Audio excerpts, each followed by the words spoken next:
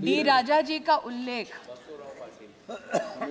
D राजा जी का और बसवराज जी का उल्लेख मैंने भाषण के शुरुआत में इसलिए नहीं किया क्योंकि कुछ ऐसी चिंताएं हैं जो मध्य में मैं इनके सामने आपके माध्यम से प्रस्तुत करना चाहूँगी, जिस चिंता के संदर्भ में मैंने अपने 2 वर्ष के कार्यकाल में कहीं ना कहीं कोई ना कोई समाधान देने का प्रयास किया है। विप्लव ठाकुर जी ने कल, माननीय उपसभापति जी, बहुत ही एक अहम मुद्दा और बात उठाई जो सभी के लगभग भाषणों में जिसकी झलक हमें दिखाई दी।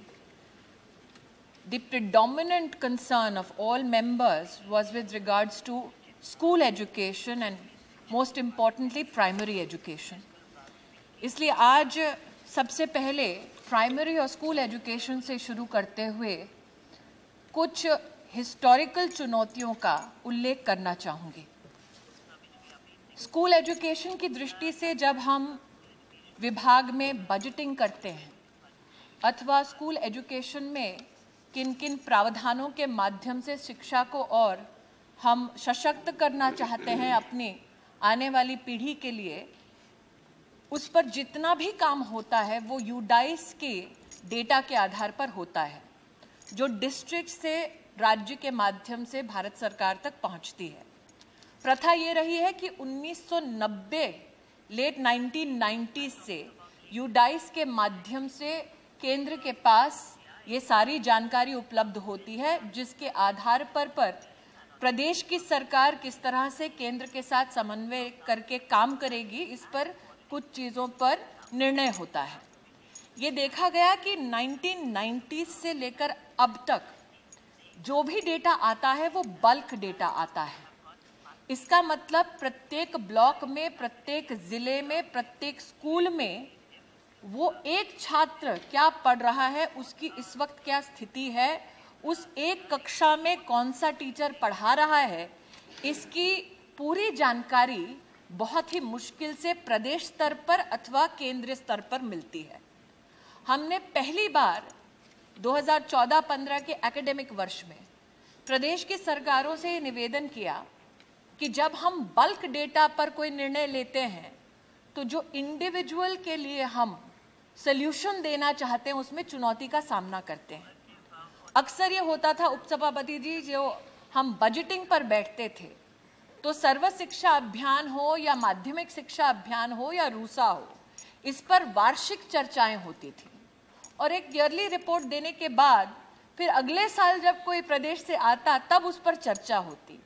इसका मतलब fundamentally we were losing one whole academic administrative year before the states had any dialogue with the center with regards to components of SSA, RMSA, RUSA as the acronyms are used.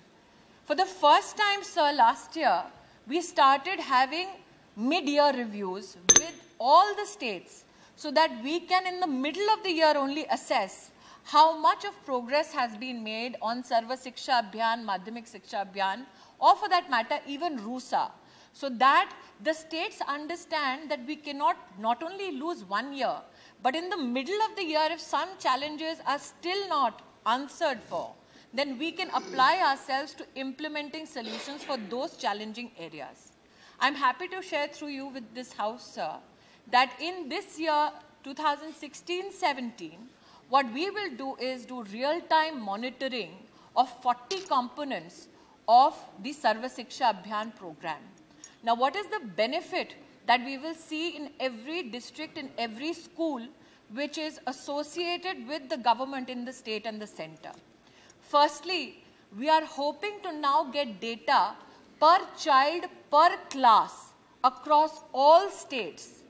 This will help us rationalize data with regards to enrollment, data with regards to the number of teachers who are already placed or the vacancies that are there, data then with regards to whether this student will pass on to the next class or will drop out, or for that matter whether this student also needs some remedial help in terms of some additional learning support.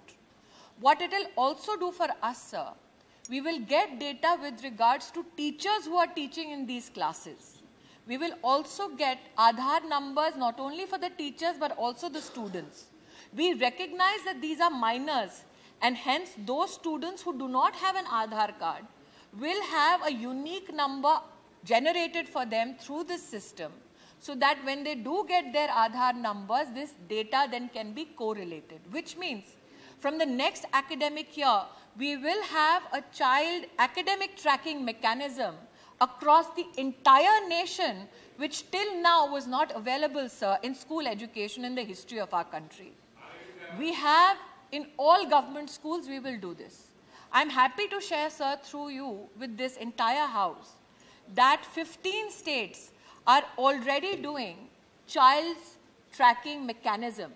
It has helped us not only check the real-time enrollment, the real-time academic presence of the child in the school, it has also helped us save money, because there are many members here who have rightfully said कि school खुल गया है लेकिन अंदर कोई विद्यार्थी नहीं है, अथवा विद्यार्थी नहीं है लेकिन शिक्षक को लगा दिया गया है।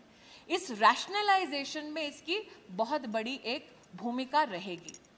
इस विषय को और आगे बढ़ाते हुए कई राज्यों ने हमसे कहा, जी जहां पर विद्यार्थी ही नहीं है वहां पर पूरे स्कूल का ढांचा हमने आरटीई के पश्चात खोल दिया है, लेकिन वो इंफ्रास्ट्रक्चर भी जाया हो रहा है, टीचर्स के लिए पढ़ाने के लिए कोई छात्र नहीं। कुछ स्कूल्स ऐसे हैं जहां विद्यार्थी हैं 10-12 लेकिन एक भी टीचर नहीं। हमने इस साल सभी राज्यों से कहा कि अगर आप एक कंपोजिट स्ट्रक्चर में बच्चों को पढ़ाना चाहें, या तो जिन स्कूलों में विद्यार्थी कम है और टीचर नहीं, उन स्कूलों को आप कक्षा 1 से 12 हर क्लास में टीचर हो ऐसी सुविधा उपलब्ध कराएं, और बच्चों को स्कूल तक पहुंचाने के लिए बस का प्रबंध करें। ट्रांसपोर्टेशन फी जो केंद्र की सरकार प्रदेश की सरकार को समर्थन करने के लिए दे सके उसे निश्चित करें, हम मदद करने को तैयार हैं। मुझे खुशी होती है कहते हुए कि हिमाचल में, उत्तराखंड में, राजस्थान में, छत्तीसगढ़ में, झारखंड में हमारे इस प्रयास को स्वीकार किया गया, और कंपोजिट स्कूल्स जिसको हमने एक परिभाषा किया है, डेजिग्नेट किया है, उसमें हम जब प्रदेश की सरकारों के साथ चर्चा करते हैं तो उसमें ये सारी चीज़ें हम लोग बात करके कंपोजिट स्कूल का स्ट्रक्चर में हम प्रदेश की जो दरकार है उसके हिसाब से उन्हें सपोर्ट प्रोवाइड करते हैं। एक बहुत बड़ी चिंता टीचर वैकेंसीज की कल हमारे माननीय सदस्यों ने व्यक्त की। मैं उपसभापति महोदय आपके माध्यम से बतलाना चाहती हूँ पूरे सदन को कि teacher recruitment, teacher vacancy, teacher transfer, ये सारा प्रदेश की सरकार का अधिकार है। केंद्र की सरकार की ओर से हम 2-3 विषयों पर प्रदेश की सरकार की मदद करते हैं। जब भी प्रदेश की सरकार हमसे कहती है कि उन्हें एडिशनल टीचिंग पोस्ट चाहिए, तब हम प्रदेश की सरकार को एडिशनल टीचिंग पोस्ट का पैसा मुहैया कराते हैं, किंतु वो पोस्ट कब भरे, कैसे भरे, ये अधिकार प्रदेश की सरकार का होता है। हमने प्रदेश की सरकारों से इस साल निवेदन ये किया कि आप नई भर्ती करने से पहले, ये देखा गया है कि अधिकतर टीचर्स जो हैं, हमारे शिक्षक हैं, वो शहरी इलाकों के पास ज़्यादा रहना पसंद करते हैं, ग्रामीण क्षेत्र में जाना पसंद नहीं करते। हमने उनसे आग्रह किया है कि पहले आप वैकेंसीज को भरें, उसके बाद आप कोशिश करके नई रिक्रूटमेंट्स उसी साल में, हर साल आप रिक्रूट करें। ये ना करें कि आपकी पेंडेंसी रिक्रूटमेंट की 2-3 साल बढ़ती जाए और कहीं ना कहीं रैशनलाइज ना हो। टीचर रिक्रूटमेंट और वैकेंसीज की इस विषय को अगर मैं नंबर्स के आधार पर प्रदर्शित करूं तो आप सबको ये जानकर खुशी होगी कि साल 2011-12, 12-13 में राष्ट्रीय स्तर पर लगभग 40,000 वैकेंसीज को भरा गया। लेकिन हमारे प्रोएक्टिव एंगेजमेंट्स और प्रदेश की सरकारों के सहयोग से 2014-15 और 15-16 में 1 लाख से ज़्यादा टीचर्स की वैकेंसीज को भरा गया है।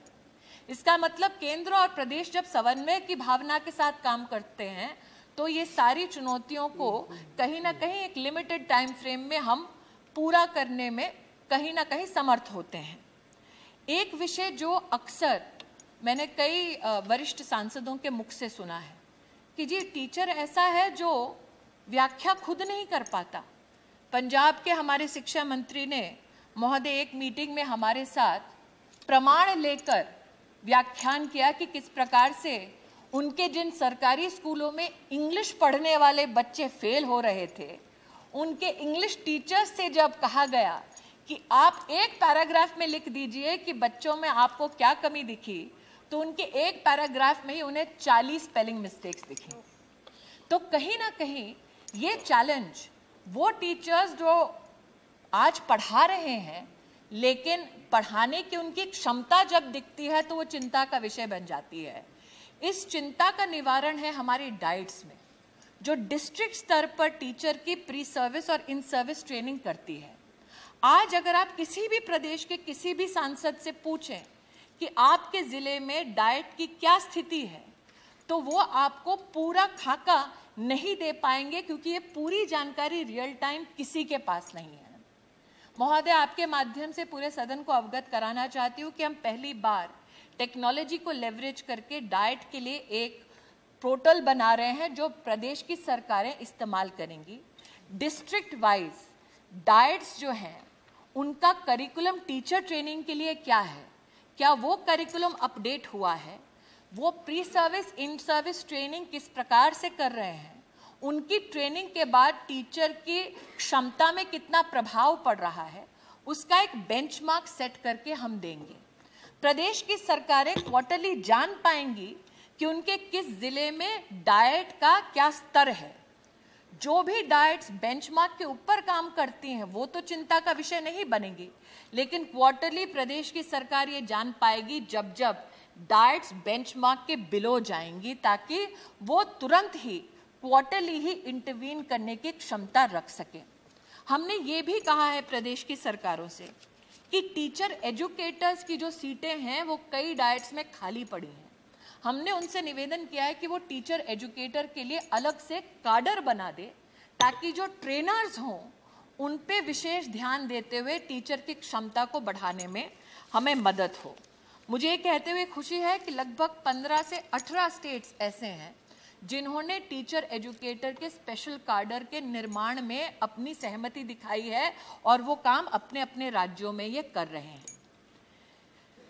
बात टीचर्स ट्रेनिंग और साथ ही मैंने यूडाइस डेटा चाइल्ड ट्रैकिंग की, लेकिन कल, और ये स्वाभाविक है कि कहीं ना कहीं एक प्रश्न चिन्ह उठे कि हमने घोषणाएं तो बहुत कर दी, भारत पढ़ेगा और बढ़ेगा, हमने राष्ट्रीय आविष्कार अभियान की घोषणा कर दी, लेकिन क्या ये महज घोषणाएं हैं, क्या धरातल पर कुछ हो रहा है?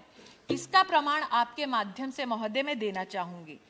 आई रिकग्नाइज कि कहीं ना कहीं जब पॉलिटिकल घोषणाएं होती हैं तो एक प्रश्न चिन्ह स्वाभाविक रूप से उसके साथ लग जाता है कि स्लोगन अच्छा है लेकिन काम कितना है, उसको आप प्रमाणित कीजिए। नरेश जी का ध्यान आकर्षित करती हूँ, उत्तर प्रदेश की ही सरकार ने हमारे साथ इस सक्सेस स्टोरी को बांटा है। राष्ट्रीय आविष्कार अभियान के माध्यम से हमारा ये एक प्रयास था कि मैथ्स और साइंस जिसका लर्निंग आउटकम घट रहा है बच्चों में, उसको और प्रभावशाली माध्यम से हम सरकारी स्कूलों में बच्चों तक पहुंचाएं।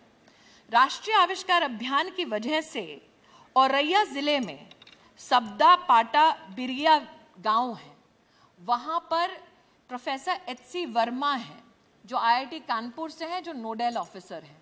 उन्होंने शिक्षकों को ट्रेन किया, जिसकी वजह से बच्चे अब प्राइवेट स्कूल छोड़कर उन सरकारी स्कूलों में आ रहे हैं। और उत्तर प्रदेश की सरकार ने हमें ये बतलाया कि ये मात्र इन 3 गांवों की कहानी नहीं है, आसपास के 27 गांवों में भी इस कार्यक्रम की वजह से अब छात्र में वो उत्साह बढ़ा है कि हाँ, मेरे सरकारी स्कूल में अब IIT कानपुर की ट्रेनिंग के बाद मेरे टीचर्स मैथ्स और साइंस में इस प्रकार से एक नई टेक्निक के साथ मुझे पढ़ा रहे हैं, और आविष्कार को किताबी ज्ञान से बाहर ले जाकर मेरे स्कूल के प्रांगण में अथवा नेचर से संबंधित हो, हैंड्स ऑन कोई एक्सपेरिमेंट हो, रीडिंग हो, उसके माध्यम से प्रभावशाली काम हो रहा है। पढ़े भारत बड़े भारत लर्निंग आउटकम्स को देखते हुए अर्ली रीडिंग, राइटिंग और न्यूमरेसी जो बहुत बड़ा एक चिंता का विषय बना था, कल एक महानुभाव ने पिज़्ज़ा के हमारे रेटिंग के बारे में बात की थी। पिज़्ज़ा का एग्जाम बच्चों ने लिया था साल 2009 में। आज PG रेड्डी जी यहाँ नहीं हैं, उन्होंने भी इस चिंता को व्यक्त किया था। उस चुनौती पर पहुंचने से पहले मैं बताना चाहूंगी कि हमने पढ़े भारत बड़े भारत की शुरुआत अगस्त 2014 में की थी, जिसके माध्यम से हमने कहा let us give children additional learning aids, let us give teachers additional teaching aids so that early reading, writing and numeracy can be strengthened in our children. I am happy to report through you to this august house, sir, that we have success stories from even schools in Sikkim, where we are told that by Padhe Bharat's intervention, reading corners have been made in schools. We have seen that children are getting that additional reading material, learning material, and we have seen the success.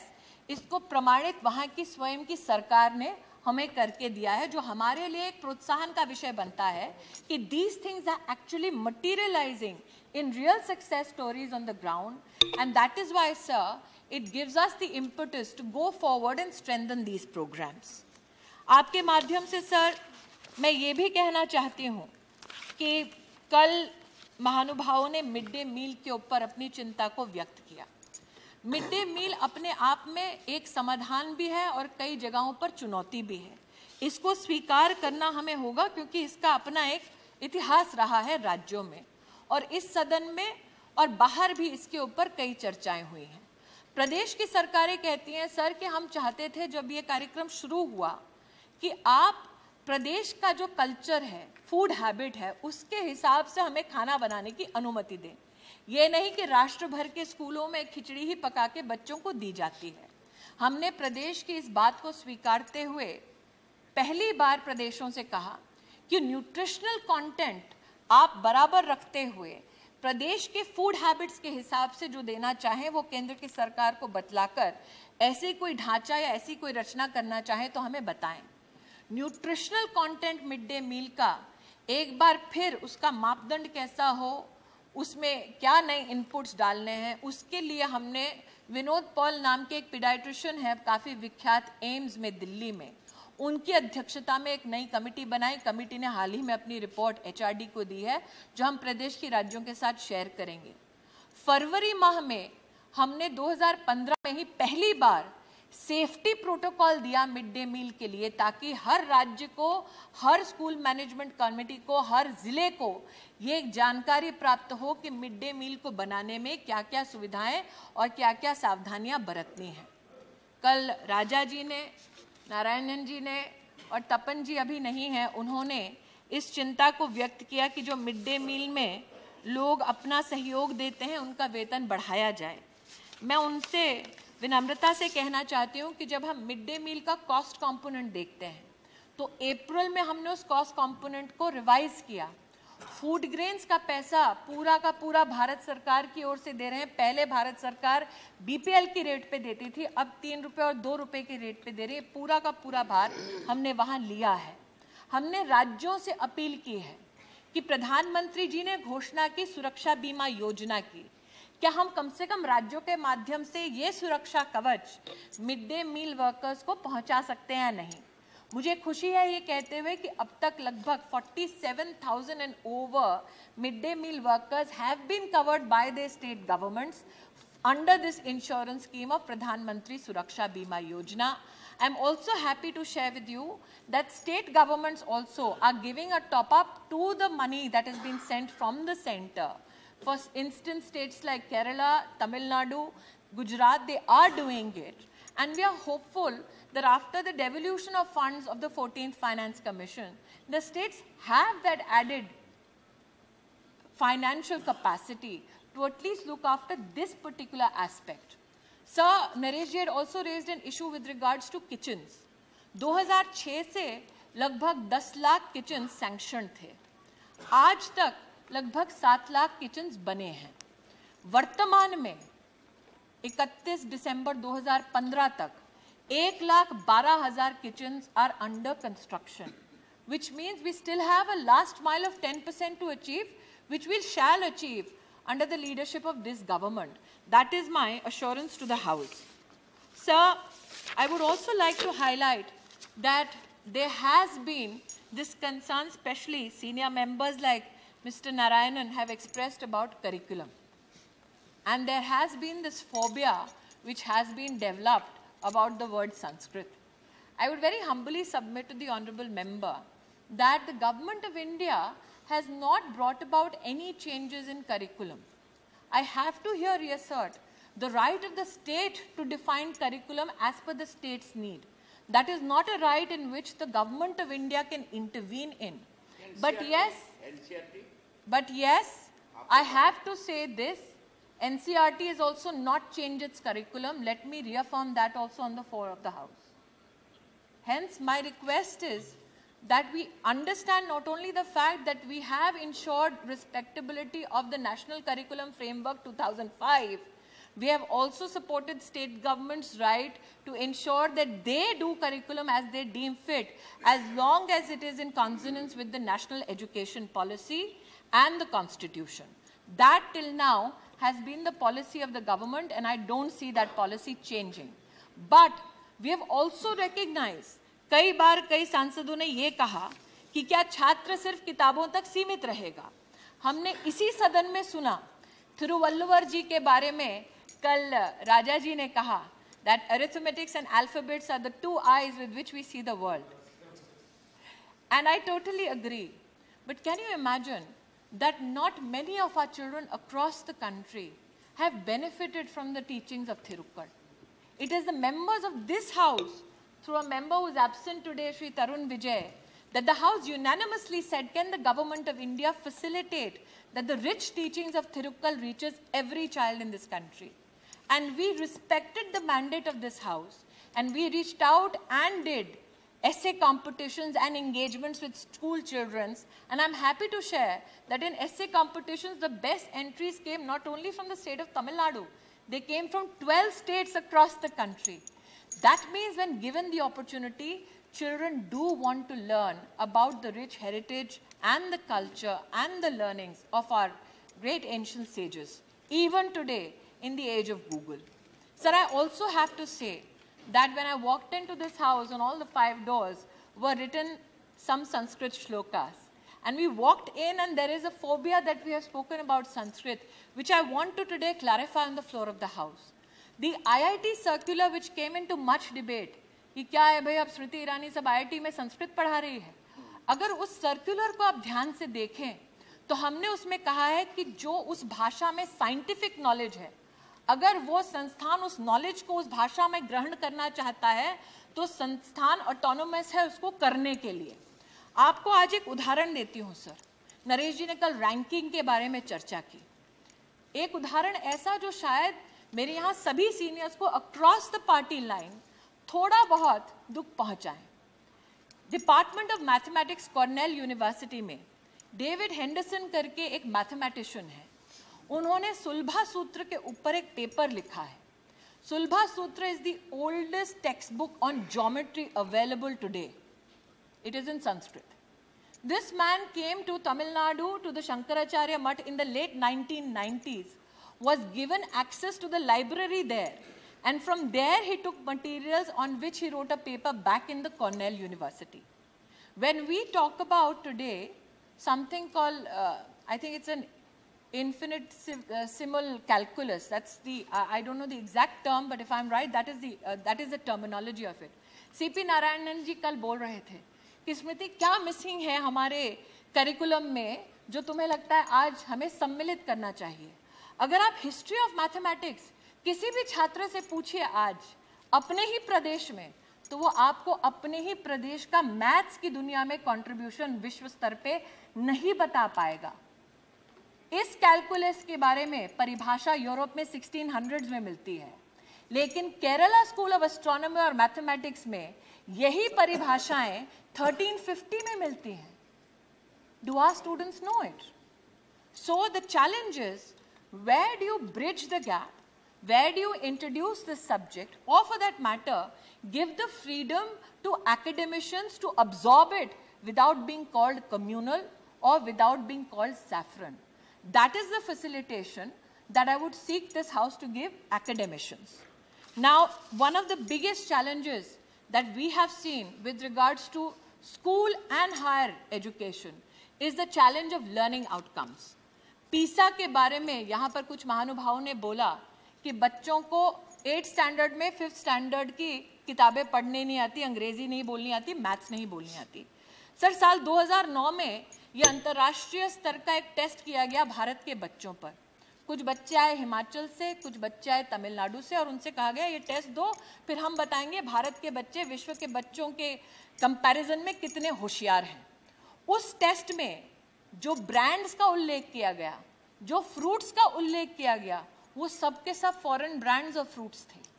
जिस बच्चे ने rote learning के माध्यम से पढ़ा, जिसने कभी critical thinking किया नहीं, जिसकी कभी कॉम्पिटेंसी टेस्ट नहीं की गई, 2009 में उसके ऊपर ये तमगा लगाया गया, ठप्पा लगाया गया कि बाकी विश्व के देश के बच्चे होशियार है, तुम बेवकूफ। पहली बार हमने कोशिश की है कि नेशनल असेसमेंट सर्वे होता है जो हर क्लास का लर्निंग आउटकम सब्जेक्ट वाइज बताता है। पहले ये टेस्ट 3 साल में एक बार होता था। अब हम प्रदेश की सरकारों के साथ मिलके इस असेसमेंट को school wise, subject wise, child wise इस वर्ष से शुरू करने वाले हैं। जिस बच्चे को आज तक हमने क्रिटिकल थिंकिंग सिखाई नहीं, कॉम्पिटेंसी टेस्ट करना सिखाया नहीं, उन बच्चों को अब इस टेस्ट के माध्यम से, इंटरवेंशंस के माध्यम से, we will take them on to that path that slowly weans them off only from rote learning and gives a balance between rote learning possibly and critical thinking. So unfortunately, education is that sector where things have to be done incrementally, given that we are servicing children who don't like shocks and impacts given to them suddenly out of the blue. Like for example, the maths paper of CBSE, which came into much controversy, where suddenly people said, "अरे ये हमको समझ नहीं आया, बड़ा tough है." So it is about application of what you have learned. It is about testing your competency after you have learned something, which is what we are progressively taking our students onto. The other issue, which became a challenge for all citizens, not only students of a particular age, is the skill component. आज तक राष्ट्र में ऐसी कोई संभावना नहीं थी कि अगर आपने 8वीं के बाद अपनी शिक्षा छोड़ दी तो आप 5-10 साल काम करने के बाद दोबारा शिक्षा के क्षेत्र में शिक्षा ग्रहण करने के लिए आ सकते हैं। नवंबर 2014 में हमने समवे नाम का एक फ्रेमवर्क महामहिम राष्ट्रपति जी के माध्यम से राष्ट्र को समर्पित किया, जिसके अंतर्गत कक्षा 9 से लेकर पोस्ट ग्रेजुएशन तक आपका स्किल और जितना टाइम आपने किसी काम में लगाया है उसके कंपोनेंट को देखते हुए, लर्निंग कॉम्पिटेंसी को टेस्ट करते हुए आपको दोबारा पढ़ने का मौका मिलेगा। ये हमने सभी राज्यों के साथ शेयर किया ताकि जहां जहां उन्हें ये चुनौती का सामना करना पड़ रहा है, 15 साल की उम्र से लेके हमने जो एज है उसको लिमिटलेस रखा है। मेरा सौभाग्य था सर कि जब मैं नॉर्थ ईस्टर्न हिल यूनिवर्सिटी में गई तब मैंने एक 76-year-old स्टूडेंट को PhD लेते देखा, because they wanted to study and come back into the system. There was a time where certain institutions and in certain states there was a capping with regards to the age for which somebody can sit and study. There was a time when the skill or the job that has been done that gives you an entrance back into the system. Sir, there were institutions. Sir, there were institutions that were not. कोई state का नाम बताइए। There were institutions that were not allowing adults to come back into the system, giving primacy to the amount of work they have done. For instance, अगर कोई सुथार है, उसने 4 साल काम किया, तो उसके काम की उस अवधि को उसको एंट्रेंस लेने के लिए सुविधा नहीं मिलती थी। हमने पहली बार उसकी लर्निंग कॉम्पिटेंसी को टेस्ट करने के साथ साथ उसने जो वक्त बिताया है अपने काम के सेक्टर में, उसको भी कहीं ना कहीं एंट्रेंस के लिए एक सहारा बनाया है जो आज तक नहीं था। और ये हमने राष्ट्र भर में दिया है ताकि जो भी स्टेट अपने सिटीजन्स की सुविधा के लिए इसका इस्तेमाल करना चाहे वो कर सकते हैं। आप जैसे अभी अगर कोई भी बच्चा अगर उसने पढ़ाई नहीं करी 4 साल तक, वो दोबारा पढ़ाई करना चाहता है, उसने बीच में जॉब करी है, तो उसको कहीं रोक टोक नहीं है हम लोगों की नॉलेज में, और हम लोग किसी स्कूल में उसको मना भी नहीं किया था। लेकिन ये 5 साल की अगर आप कह रहे हैं कि उसने काम किया तो उसका कोई उसको एडवांटेज मिल करके या उसको अपने आप डिग्री दे दी जाएगी या क्या इसका मतलब क्या है, कुछ सर क्लियर मैं नहीं हो इसका पा रहा। मतलब आपको समझाती हूँ। मान लीजिए कोई श्रमिक है जिसने काम करने के लिए पढ़ाई छोड़ दी, लेकिन उसने पढ़ाई छोड़ी कक्षा 11 में, या उसने पढ़ाई छोड़ी बीए के फर्स्ट ईयर में। हमने ये सुविधा दी है कि अब अगर वो 3-4 साल बाद वापस आना चाहता है उस सिस्टम में, तो कहीं ना कहीं उसने कब तक पढ़ाई की उसका तो प्रमाण लेंगे ही, लेकिन साथ ही क्योंकि उसने पढ़ाई इतने सालों तक छोड़ दी थी, उसके काम का जो समय बीता है उसका भी सम्मान करते हुए उसको एक फैसिलिटेटिंग एबिलिटी बनाया है। पहले ये फैसिलिटेशन अवेलेबल नहीं थी sir, under the rule which we have now shared with every state. Earlier, to get into the system, that is why I'm repeatedly saying, if you want some additional information, I'm happy to share the whole matrix with you, which we have shared with many states. Also, we have ensured that we now give a bachelor's degree in vocational education through the University Grants Commission. Additionally, what we have done is, कल AICT का मुद्दा आया, engineering seats vacant है उसका मुद्दा आया। हमने states को ये कहा है कि मान लीजिए आपके क्षेत्र में किसी ने एक इंफ्रास्ट्रक्चर बनाया है और वो उस इंफ्रास्ट्रक्चर का उपयोग मात्र इंजीनियरिंग के लिए नहीं करना चाहता, सेकेंड शिफ्ट में स्किल्स ट्रेनिंग करना चाहता है अपने क्षेत्र की जनता के लाभ के लिए। हमने कहा है कि आप AICT को इन्फॉर्म कर दीजिए कि ये स्किल्स जिनके लिए नेशनल ऑक्यूपेशनल स्टैंडर्ड निर्धारित कर दिया गया है, आप ये स्किल्स अपने इस इंफ्रास्ट्रक्चर के माध्यम से आगे अपने क्षेत्र में दे रहे हैं, ताकि अब तक जो इंजीनियरिंग इंस्टीट्यूशन सिर्फ AICT के दम पर चलते थे, उनको ये ऑटोनॉमी मिली है that now they can use their infrastructure more for the benefit of the local people. Similarly, sir, we have had challenges that our colleges have faced, where every year they had to go to the university, get an affiliation, and forever then be dependent on that university. University माई बाप बन जाता था। We have said that those colleges which have received affiliation for 10 years continuously from a university, have got themselves accredited through NAC, will get academic autonomy, which means they will now decide their own examination, they will now decide their own curriculum, and the certification will only happen through the university, thereby for the first time helping colleges get autonomy in our country, which till now were only dependent on the university. We have also raised a solution to a challenge that many members in this house and the other had expressed with regards to the disabilitating factor for those students who had received their PhD before 2009. अचानक ही एक ऐसा पिछली सरकार में एक निर्देश आया कि जिसकी PhD 2009 और 2006 के बीच में हुई है, उसको नेट से एग्जेम्पशन नहीं मिलेगा, जो हमारी नज़र में एक बहुत ही अनजस्ट निर्देश था। हमने निगवेकर कमेटी के माध्यम से, UGC के माध्यम से प्रयास किया और पहली बार देश में मुझे ये सूचना मिली है कि लगभग 5 से 8 लाख लोग ऐसे हैं, अधिकतर बिहार में, उत्तर प्रदेश में, राजस्थान में, जो एसोसिएट असिस्टेंट प्रोफेसर्स की जो एंट्री लेवल पोजीशंस थी उससे वंचित हो रहे थे। उनको इससे सहयोग हुआ when we have removed this disabilitating PhD challenge that the earlier government had left us with as a legacy issue. Many have expressed their anxiety with regards to Uttar Pradesh में भी है, लेकिन ये 2009 तक का कैप आपने मेंटेन कर दिया है। अब 2009 के बाद वाले जो PhD हैं उनको क्या पास करना पड़ेगा? ऐसा है सर कि आज जो PhD कर लेगा वो ऐसा है सर कि सिर्फ 2006 से लेके 2009 तक लोगों को वंचित किया गया था, सिर्फ 3 साल के लिए। उसका कहीं भी मुझे प्रमाण नहीं मिला कि कारण क्या था, कि वही 3 साल के लोग क्यों वंचित होंगे, जिसकी वजह से 2009 से वो छात्र संघर्ष कर रहे थे कि हमने रेगुलर मोड में PhD की है, हमें कॉलेजेस और यूनिवर्सिटीज में नौकरी लेने से क्यों वंचित किया जा रहा है। हमने उनकी इस बात को स्वीकारा क्योंकि वो वाकई में अन्याय था। कहीं कोई संवैधानिक प्रमाण नहीं था कि मात्र इन्हीं 3 सालों के छात्रों के साथ ये अन्याय क्यों हो रहा है, उसको हमने हटा दिया है।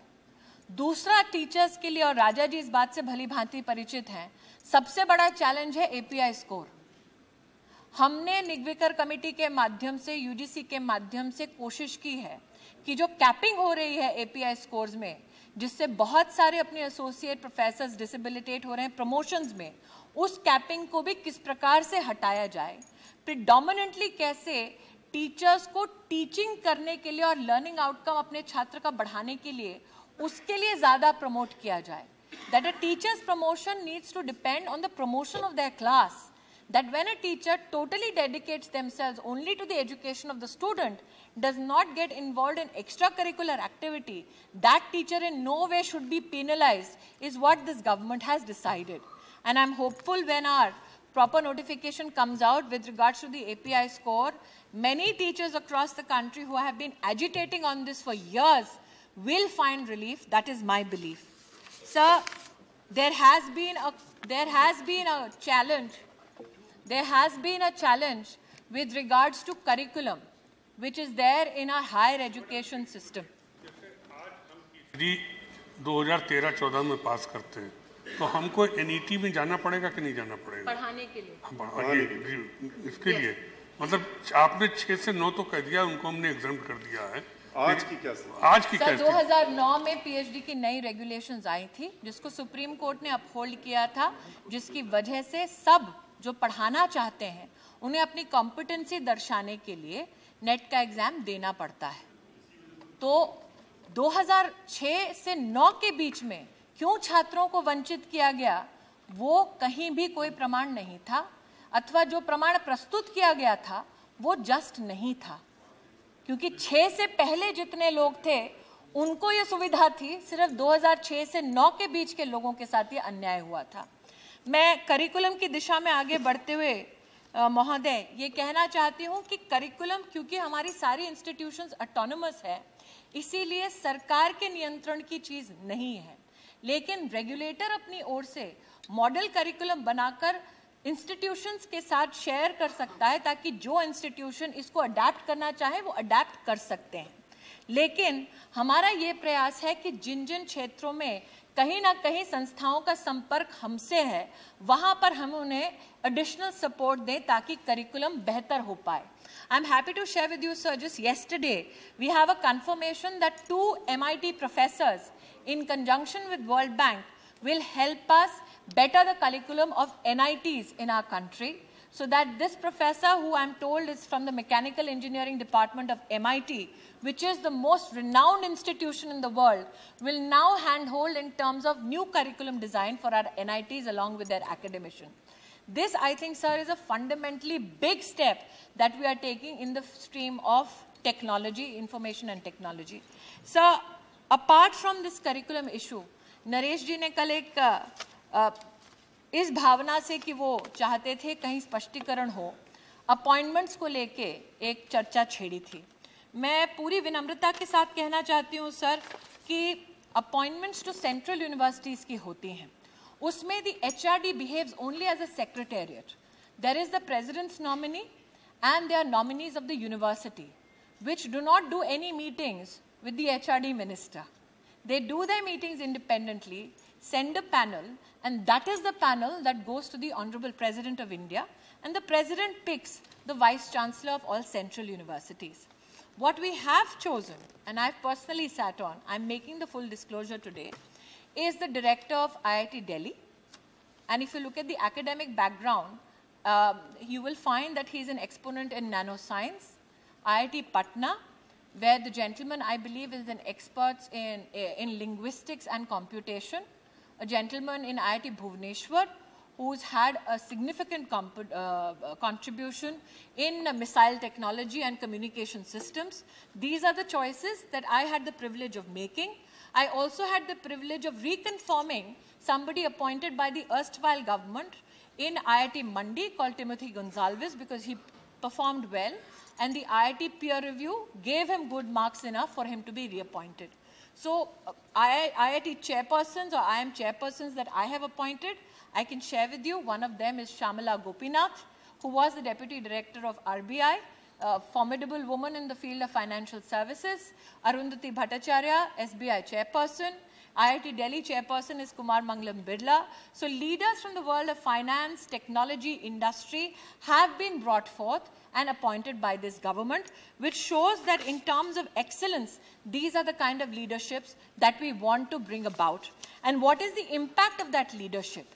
हमने, अगर आप आंकड़े देखें तो गत 14 वर्षों में, साल 2000 से लेकर 2014 तक 3 रिसर्च पार्क्स संभव हुए हमारे राष्ट्र में IITs के माध्यम से। लेकिन साल 2014 से लेकर 16 तक हमने 6 नए रिसर्च पार्क्स के निर्माण का कार्य शुरू किया। तो गति बढ़ रही है। उच्चतर आविष्कार अभियान के माध्यम से हमारे कई महानुभावों ने कई बार बोला कि इंजीनियर बनता है लेकिन वो इंडस्ट्री फ्रेंडली नहीं होता अथवा इंडस्ट्री उसे एम्प्लॉयबल नहीं मानती। हमने कहा उच्चतर आविष्कार अभियान के माध्यम से, योजना के माध्यम से IIT का कोई छात्र अथवा फैकल्टी अगर कोई प्रोजेक्ट प्रपोज करता है तो उसको इंडस्ट्री सपोर्ट करे और हम फिर सरकार की ओर से कुछ राशि उसमें देने को तैयार हैं। अब तक करीबन 60 प्रपोजल्स आए हैं, if I am not mistaken, it can subject to correction. Industry से लगभग 136 करोड़ आया है, because this is the first ever time that industry academia is coming together and pooling money, and we are seeing a lot of good impact. We are also, sir, for the first time in the history of our country, taken 10 research goalposts, which vary from defense technology to nanotechnology to sustainable development, water resources. And we have pulled in all our scientific best minds into it. Apart from telling us what are the research milestones our nation needs to reach in the next decade and a half, we have also implored that they help us in manpower planning in that sector so that we can complement the efforts of research and industry and have enough academic strength ready as and when we see those sectors develop in our country. Sir, one thing regarding this central university, you have established at least one central university in every state. But most of the central universities are not having the full faculties in those universities. In Odisha, the Koraput, you have one central university. 50% posts are vacant. 10 more minutes. Don't take too much time. You. Sir, She has only 10 more minutes. As the honourable member has said, that there are faculty challenges in universities. I will reassert here that it is the right of the institution to appoint teachers and faculty. Government of India can in no way intervene in it. What Government of India can do is facilitate the institution if the institution asks for any help.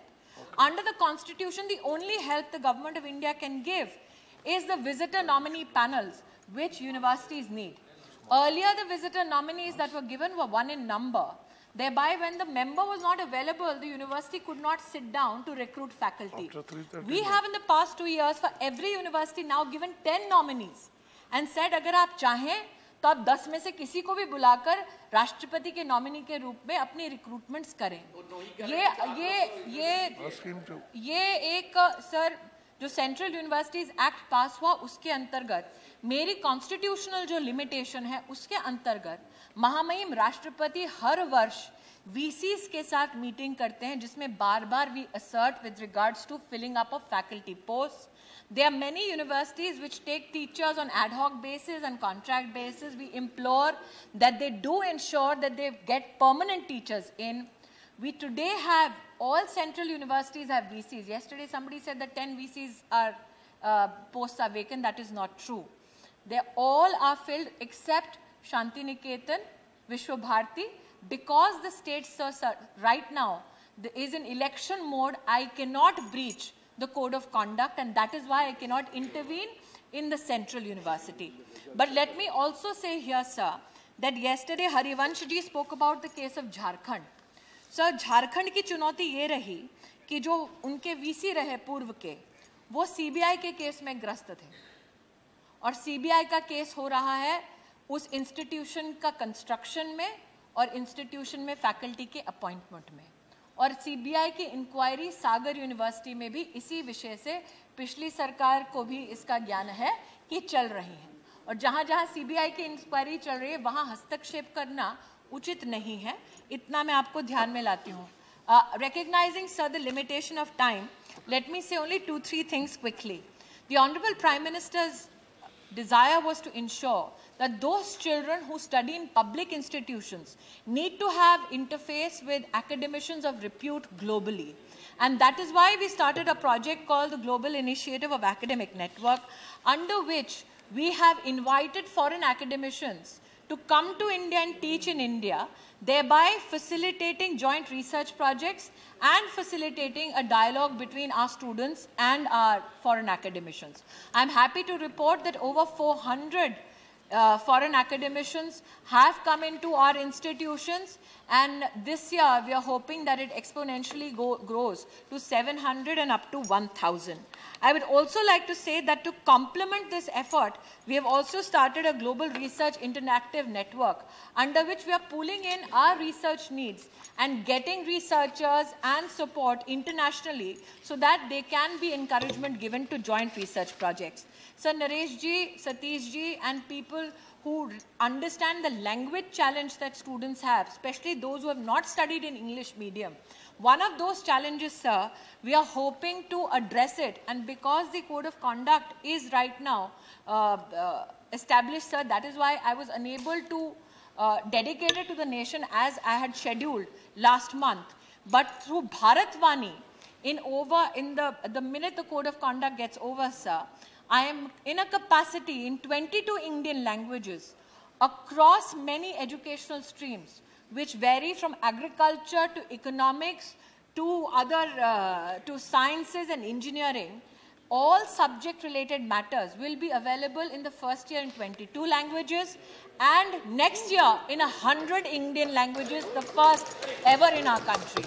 And we have also, sir, ensured that we do translatory dictionaries, language-specific. For instance, our Kendriya Hindi Sansthan has done an Indonesian and Hindi dictionary, but at the same time done a Kokbaruk and Hindi dictionary.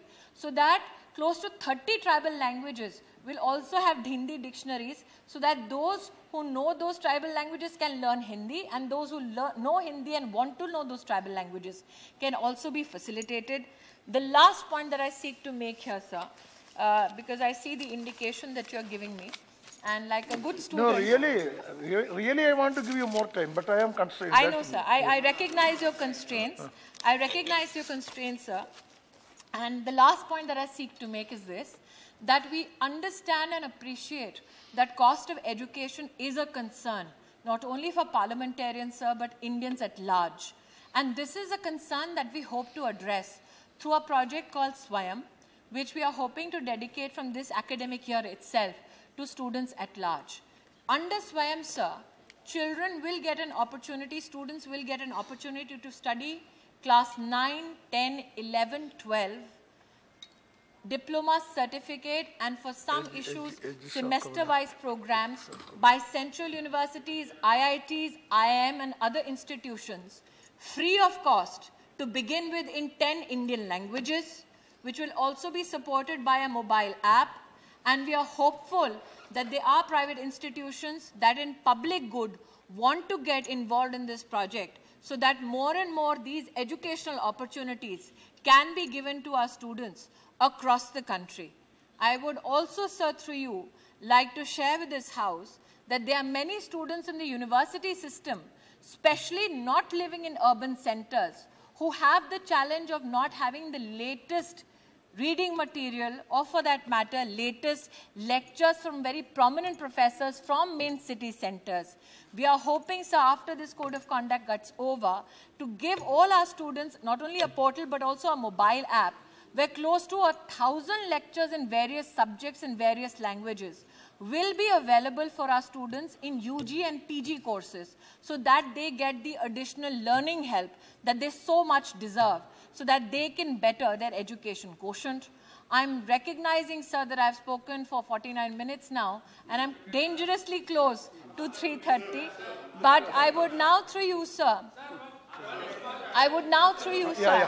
Yes. Clarification, sir. One small clarification. Only 3 minutes in any case. You put only one question. Has given a very elaborate reply in response to this debate on HRD ministry. Since I've been in Planning Commission, Smriti ji, since I've been in Planning Commission, so I know thousands of crores are being given in different educational schemes, of which lot many schemes are really good, like Sarv Shiksha Abhiyan. A huge infrastructure has been built in each and every nook and corner of the country because of Sarv Shiksha Abhiyan. But there are certain schemes which have not percolated down, which is of no utility.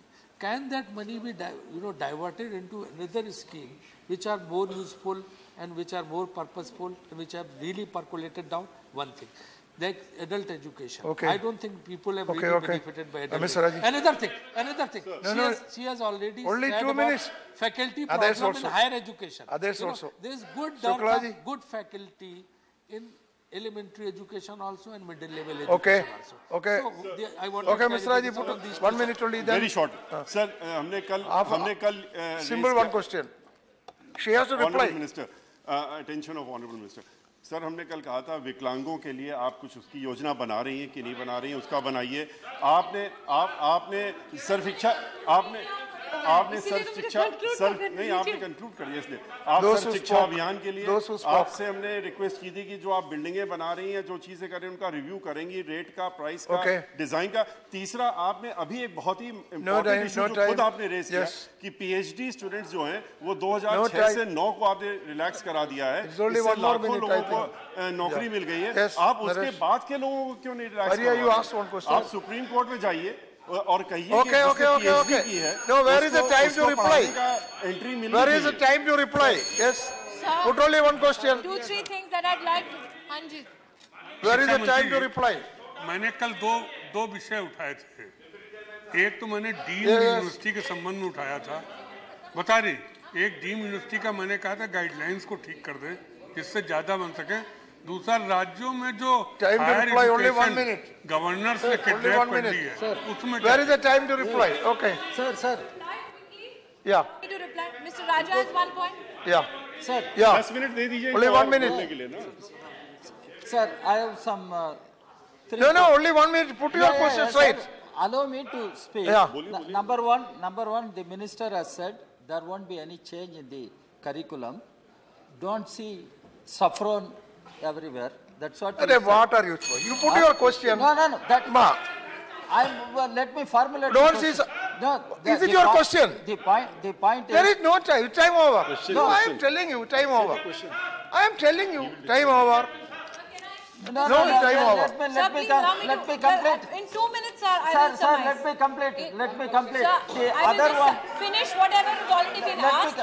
The other one. Naresh, Sanskrit. issue pertained to About 2010 Sanskrit. university regulation. Sir, Sanskrit which is we are one of the speaking languages to, in which we are speaking 8th to schedule. the UGC Okay. to But ensure there is an that the apprehension private that it sector is given is not special demonized, treatment. dissimulated, If but at she the same talks time, You are not asking a question. students' You are interests making a not speech. sacrificed. It is not correct. Naresh ji spoke about the Raja, role it is of not correct. governors as You are not chancellors. asking a question. I must You are now making a highlight speech. that it is the That right is not of a good the thing. state to appoint or I hope the define House agree the for us. status 5 of minutes the more. Chancellor to 5 the minutes. position of the So governor. that- The so government that of 5 India minutes has will no be role given to later. play in that. Okay. With regard Yes, to yes. children with special Bora, needs Bora. that Satish ji Bora. had spoken about. Yeah. I would like to hear highlights, sir. Okay. Allow me to One finish more, this 2 more part, minutes. sir, so that I... Two more questions. I finished with what Satish ji had asked. Let me just Okay, finish okay, this let him aspect. finish. I would like to hear say that earlier the kind of teacher training we had was teachers were specifically trained, only a few teachers, to help children with special needs. Now we have said that every teacher needs to be trained so that they can help children with special needs. I would like to say that under SSA, we have actually trained 3,17,000 teachers only for this purpose. 90,410 teachers have specially been trained for children with learning disabilities, and 34,029 teachers have been specially oriented for children with autism. For the first time in the history of our country, in even our IITs, we have waived off all fees for children with disabilities, students with disabilities, students who are from the SC/ST community earlier had to pay 5%. We have waived that off. Students whose family income is less than 1 lakh a year, we have completely waived off their fees. And students whose family income is less than 5 lakhs, 2/3 of their fees is remitted to CG. This is our help for students who are really brilliant and who need that additional help. Sir Uttarakhand प्रदेश में जो technical colleges government college colleges हैं उसमें कश्मीर के छात्रों के लिए सीटें आरक्षित रहती हैं और ये देखने में आया है कि जब से उत्तराखंड बना है यूपीए चेयरपर्सन बोला, उसके बाद CAG means corruption of Gandhi बोला, ये सब ठीक है? आप इसको मानते हैं? उन्होंने बोला।